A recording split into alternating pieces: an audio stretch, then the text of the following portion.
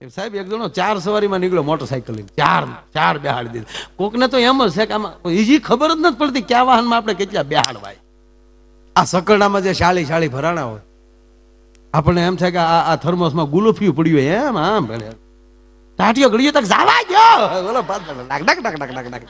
પાછો એ સકરડો મને ગમે બહુ, સાઈડ આપે નહીં ને સાઈડ કાપે નહીં.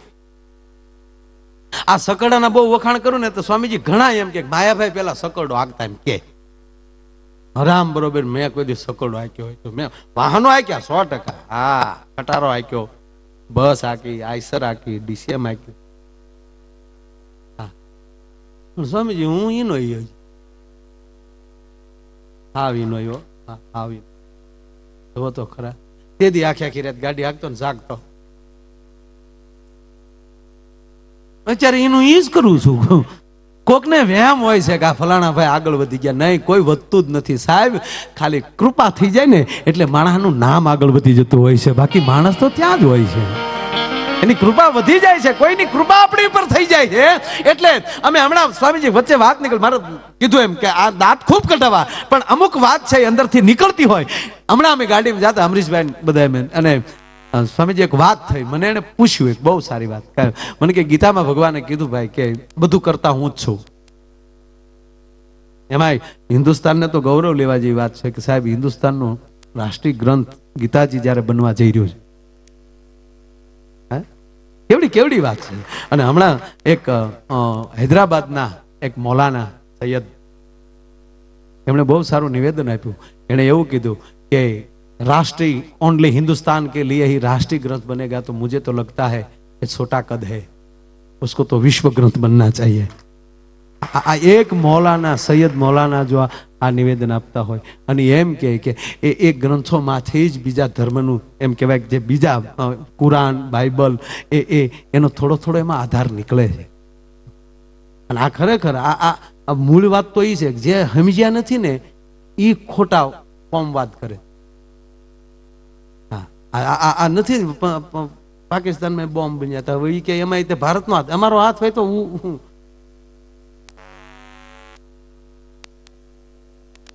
આ દેશને કોઈ દી કતલ કરતા નથી આવડતું, સ્વીકારતા આવડે છે. ભારત દેશનો માણસ કોઈ દિવસ ક્રોધી ન હોઈ શકે, એ બીજાને સ્વીકારતો હોય. આ સાધુને જન્મ આપીએ કે દાતારને જન્મ આપીએ કે સાહેબ, અને મર્દને જન્મ ક્યારે આપે કે આ દેશના ધર્મ ઉપર કોઈ ઘા કરતો હોય અને આ દેશની ગાયો ઉપર કોઈ ઘા કરતો હોય, ત્યારે આ મારા દેશની જનતા કોઈક એવો સુરવીરને પાછો જન્મ આપી દેતી હોય છે કે એને અટકાવતો હોય. આ સંતો બેઠા છે સાહેબ, આ ન હોતા તો કેટલા વ્યસની હોત. કલ્પના કરી ક્યારેક? એની પાસે જાઓ એટલે ઓટોમેટિક કાંઈ ન કરો ને તમારા તવીની અંદર માખણ નાખી ગયો ને હેઠે પ્રાઇમસ પેટાવી ગયો ને તેની હાથે સાહેબ મળે બળવા અને ઘી એની હાથે તૈયાર થઈ જતું હોય. એમ આ શરીરને કોઈ સંતના ચરણમાં હોપી ગયો, એ ખટાશ ને સાસ ને ઈરસાન જે છે ને એની હાથે બળી જાય. અને એમ કહેવાય કે એની રીતે એમ કહેવાય એની પાસે જવું પડે ધીરે ધીરે. એમણામ કાંઈ ન થાય. હા, હવે તમારે જવું છે મુંબઈ ને અહીંયા બેઠા કયો બસ આવે તો અહીંયા ન આવે, બસ સ્ટેન્ડે જા. બાપુજીની છે બોલાવા આવે, જ્યાં જવું છે રસ્તે ચડો, 100% મંજિલ આવશે. વહેલા મોડી ગતિ છે તો વહેલા આવશે. આ ઘણા 80 વર્ષના છે ને આપણને શું કે ભામ છે બધી પડદા. અમે 80 દિવાળીઓ જોઈ પણ ફળાઈ ક્યાં કેટલા ફોડ્યા એ પૂછ્યું કરે. માગીને સુરસુરિયા કર્યા 150 દિવાળી જોઈ ગઈ, થોડો જીવ્યો કેવાય. ફટાકડા કેટલા ફોડ્યા એ મહત્વની વાત. હે, આ પેલા આપણે સપ્તાહ થતી જ તે પેલા ન થતી. આ 40 વર્ષ પેલા બુંગણ બાંધતા હતું આવો સમિયાણો. આ સાહેબ અક્ષરધામ જેવું અહીંયા વૈકુંઠ જવાની શું જરૂર છે? જ્યાં હું ત્યાં કથા લે ત્યાં વૈકુંઠ અહીંયા છે અને મંદિર થાય ત્યારે વૈકુંઠ અહીંયા. હવે ઓલે પણ આપણે ક્યારેય ગયા નથી નાના વખાણ કરવા. અમુક ને મૃત્યુ ઉપર 15 મિનિટ કે કલાક બોલતા હોય, જ્યારે આપણને એમ થાય કે હું કામ અનુભવ વગરનો રોટી પીડ્યો છે. મૃત્યુ છે એ વેદના છે. અરે રહેવા દે, તું જીવા હજી, તને ક્યાં કોડા અનુભવ છો? હા, છો વિછી ડંખ મારે છે એટલી વેદના લે. એ અનુભવ વગરના મુદ્દા છે બધા.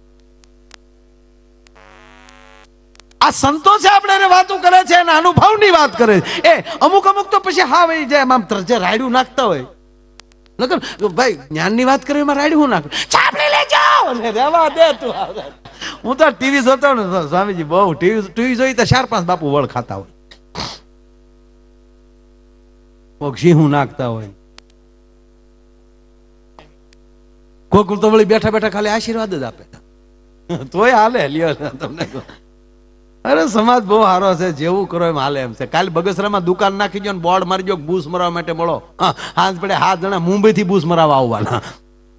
બગસરામાં કઈક નવી દુકાન બની છે, હા બૂસ મરાવ ભલે 5,000 જાય પણ અનુભવ તો થાય લે. અમે ભૂરો ને બેઠેલા સ્વામીજી, અમે ભૂરો બેઠેલા ને 2-3 મોટરસાયકલ આવ્યા. ઓલો તો જે 4 સવારીમાં ઉભા છે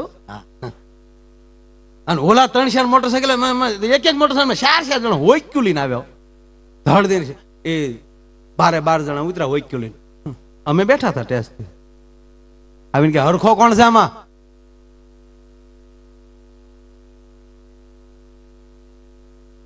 ક્યાં છે હરખો? કાના અરે રાખો હરખો ક્યાં છે? કોઈ હતું જ નહીં અમારે ભેગું હરખો. ભૂરો બોલ્યો હું તે આ ગયો તો તોતડો તત ખાઈ લીધો અને ઓલા મળ્યા હોય ક્યાં આગે જીભ જલાય ને એમાં હોય ક્યું ને ઘા આવે તો કે આડાવો કેવા જાય તો ઓલો હોકી ઘા કર લે. મને કે તો નાખ્યો હોય તો ઓલા એનો પ્રોગ્રામ પૂરો કરીને હુઈ ગયા અને વળ ખાઈને બેઠો. અમિત ગડકીને સામું ન જોયું, આપણે બેહો બેઠા હળું ઢળડાતો પડખે આવ્યો. માના થવાય આ રીત છે તાય શેની આવ આવ આ બધા મને ક્યાંય પ્રસાદી નતા આપતા, હોત્યું ના તા આવતા હતા ભાઈ. અમને નથી ખબર, તને ક્યાં મારતું તું કોઈ? અમે બેઠા ને ભૂરા ઉપર કોઈથી ઘા થાય તો મને ક્યાં હું હતું? મેં કીધું તો હરખાને મારતા હતા. મને કે દેવા દો. મેં કીધું ભાઈ એને આવીને પૂછ્યું કે હરખો કોણ છે? આપણે કોઈ અહીં હરખો તો હતો જ નહીં, તો તું શું કામ બોલ્યો? મને કે ભલે મેં ખોટું બોલ્યો પણ આપણે ભલે ખોટો માત ખાધો પણ આપણને ખબર તો પડી આ લોકોને હરખાનું શું કામ હતું. લે ઘણા જાણવામાં હલવાણા, આમણામ હલવાણા, ઘણા બધું ન જણાય, બધું જાણવાની જરૂર નથી. રોટલી કે રોટલો આપણી થાળીમાં આવે, આ કોને દળ્યો લોટ, આ કોની વાડીનો બાજરો હતો અને વાવ્યો કોને, એવું ગોતવા બેહો ભૂખ્યા મરી જાય. બાકી સાહેબ બાજરાનું થડિયું ન જડે કે કઈ વાડીમાં દાણો આવ્યો છો તમારા ભાણામાં. એ ગોતવા જાવતા ટળી જાવ. માણી લ્યો, મોજ કરી લ્યો. આ બોલે છે એના ગુદુ કોણ છે ને ખરેખર મોજ આવે છે સાંભળી લ્યો. જાણવા જાઓ એટલે મરી ગયા. કોઈ શાસ્ત્ર જાણવામાં આપણો ભેદ ગયા કાંઈ ઉકેલીએ કાંઈ એવું છે નહીં. હારા ગોથા ખાઈ ગયા. આ મને કોઈ એમ કે તમે મોટા ના આમાં હજી હેલ નથી, હાર્મોનિયમ નથી આવડતું મને. આ સોખું કહું તમને, એમાં ત્યાં હું 3 દુહા આવડે ખાલી. હા કોઈ રોકાણ છે જ નહીં.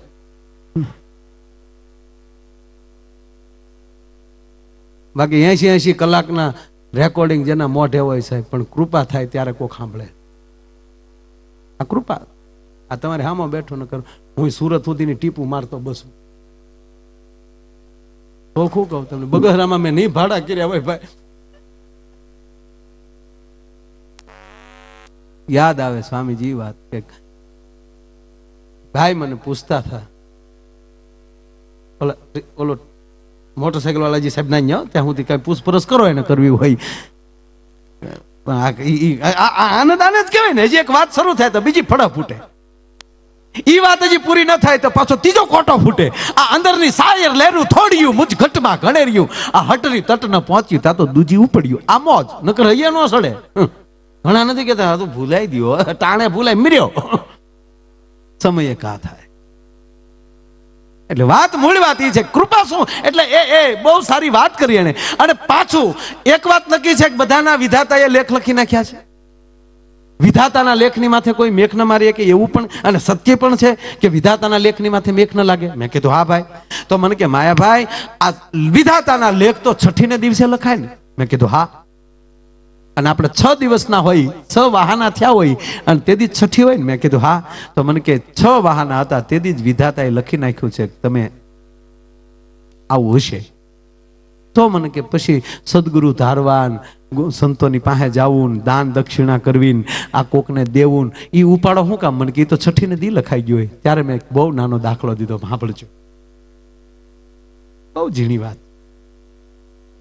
મેં કીધું ભાઈ મારે બીજા કોઈનું નથી કહેવું, તને હું મારું કહું તો મારી છઠ્ઠીના દિવસે લખાઈ ગયું છે કે માયાભાઈ આહિર દરેક ગામમાં જવાના. સાંભળજો, બહુ એ આવું જ લખેલું હોય. હું કામ કે ઈ નહીં, 180 ની સ્પીડમાં રોજ રાતે ભાગવાના. પાછો સ્વામીજી મેં દરેક જેલમાં પ્રોગ્રામ કર્યો, બરોબર, લગભગ ગુજરાતમાં. તો એમાં ઈ લખ્યું કે તમે દરેક જેલમાં જવાના, દરેક જેલમાં જવાનું, રાતનું જાગવાનું, રોડ ઉપર એટલું ભાગવાનું, દરેક ગામમાં જવાનું. સાંભળી લો, મારી ઉપર કૃપા ન હોત, હું કેવડો મોટો ઓલો હોત. કારણ કે જગાત ને પોલીસની બીકે જગાત, પોલીસની બીકે ભગાત, દરેક જેલમાં જવાત તો હું કેવડો ક્યાં બાને જાતો હોત. ત્યારે મેં એને કીધું કે વિધાતા લેખ લખી નાખે, પણ આ ગુરુની કૃપા છે ને એ લક્ષ ફેરવી નાખે સાહેબ, હેતુ ફેરવી નાખે. હમણાં જો અમરેલીની જેલમાં પ્રોગ્રામ એક નાનો એવો હતો, એ પેલા ભાવનગરની જેલમાં હમણાં આ 1 મહિનામાં 2 જગ્યાએ ગયા અમે. ત્યારે મેં કીધું કેદીઓ હતા એને કે તમારા ભાગમાં જેલમાં આવવાનું હતું, મારા ભાગમાં જેલમાં આવવાનું હતું, અહીંયા મારે જમવાનું હતું ને અહીંયા પાણી પીવાનું હતું. જો હું કલાકાર ન બન્યો તો નાના હુના ગુનામાં આવ્યો હોત, પણ મારી ઉપર કૃપા વધી ગઈ એટલે આ હેતુથી આવવું પડ્યું. અને આ અંદર જેલર છે, મેં કીધું તમને તો કાલે જામીને મળશે, આ જેલરને તો નોકરી જેલમાં જ પૂરી કરવાની ને. તો બેયના હેતુમાં ફેર એટલો છે. ઓલાને તમને મેં કીધું એમ છે કેદી છે, અને જેલર સાહેબને એમ છે કે હું અધિકાર છું, માણસના વિચાર છે એ માણસને જીવાડી દેતા હોય છે. હે, હેતુ ફરી જાય, ગુરુનો હાથ માથે પડી જાય એટલે તમારી ગતિમાં ફેર પડી જાય અને તમારા જીવનનો હેતુ ફેર થઈ જતો હોય છે. ઓલા 4 સવારીમાં જતા હતા ને પોલીસે સિટીમાં એ ઉભી રાખ, ઓલે નાઈયા સોટાડી દીધી. હું છે ઈ કે હું છે કીધું વાડીમાં નાખી, હું છે આ 4 કેમ બે આડ્યા, કેમ 4 બે આડ્યા? ઓલો પાછો વાળો જઈને કે 5મો ક્યારે ઉતરી ગયો? સાહેબે રાજીનામું દઈ દીધું કે આ ભામ ભેગા નોકરા કરાતા છે.